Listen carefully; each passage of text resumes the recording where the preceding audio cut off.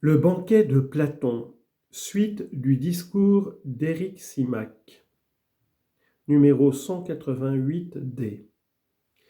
Telle est la multiple, l'immense, ou plutôt l'universelle puissance qu'Eros possède en général.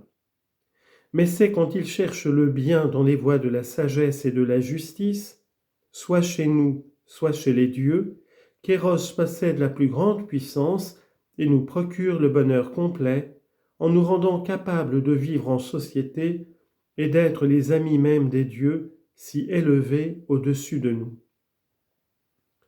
Peut-être moi aussi, en louant Eros, j'ai commis plus d'un oubli, mais c'est involontairement.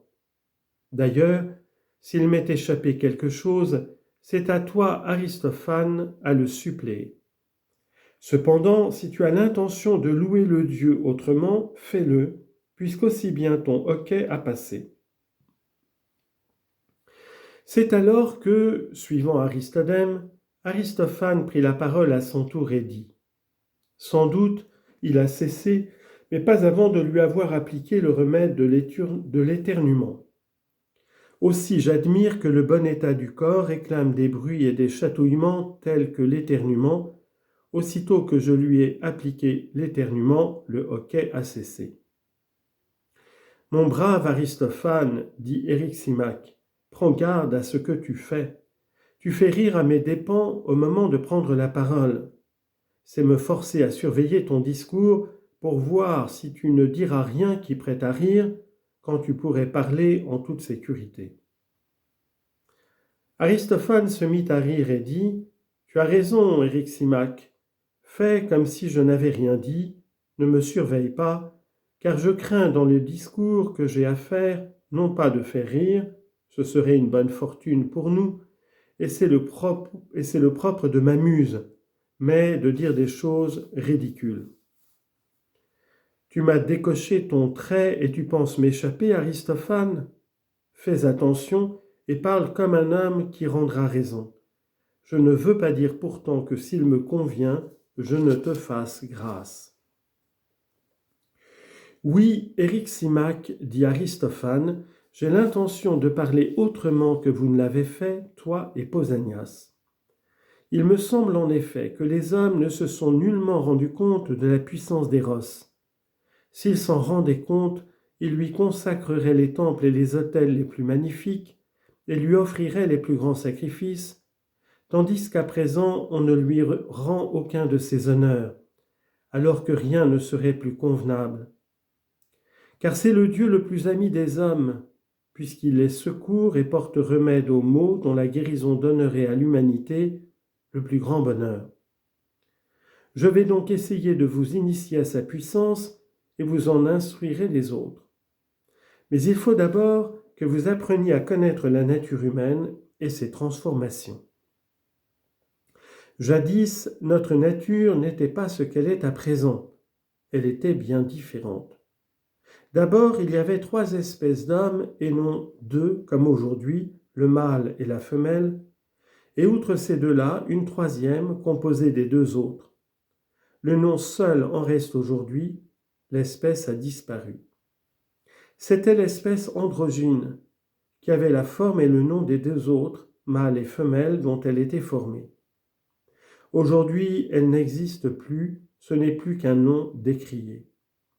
De plus, chaque homme était dans son ensemble de forme ronde, avec un dos et des flancs arrondis, 4 mains, autant de jambes, 2 visages tout à fait pareils sur un cou rond, et sur ces 2 visages opposés, une seule tête, 4 oreilles, 2 organes de la génération et tout le reste à l'avenant. Il marchait droit, comme à présent, dans le sens qu'il voulait, et quand il se mettait à courir vite, il faisait comme les saltimbanques qui tournent en cercle en lançant leurs jambes en l'air. S'appuyant sur leurs membres, qui étaient au nombre de 8, ils tournaient rapidement sur eux-mêmes. Et ces 3 espèces étaient ainsi conformées parce que le mâle tirait son origine du soleil, la femelle de la terre, l'espèce mixte de la lune qui participe de l'un et de l'autre. Ils étaient sphériques, et leur démarche aussi, parce qu'ils ressemblaient à leurs parents. Ils étaient aussi d'une force et d'une vigueur extraordinaires, et comme ils avaient de grand courage, ils attaquèrent les dieux et ce qu'Homère dit d'Éphialte et d'Othos, on le dit d'eux, à savoir qu'ils tentèrent d'escalader le ciel pour combattre les dieux. Alors Zeus délibéra avec les autres dieux sur le parti à prendre. Le cas était embarrassant.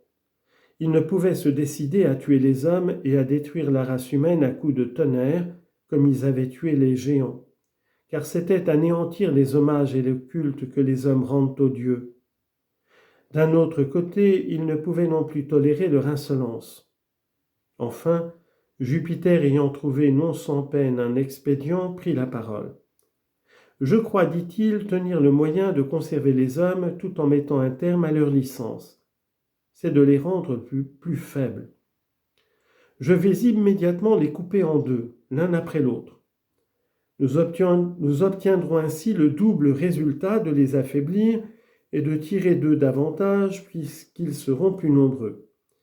Ils marcheront droit sur leurs jambes.